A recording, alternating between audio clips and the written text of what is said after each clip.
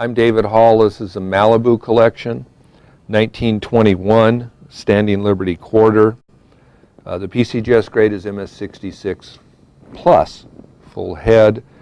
It's the only PCGS graded MS66 plus full head, one coin graded higher.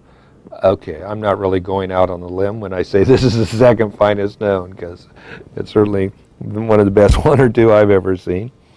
And the population report holds the concept up. Okay, surfaces incredibly clean, luster, satiny, very nice, a little light color.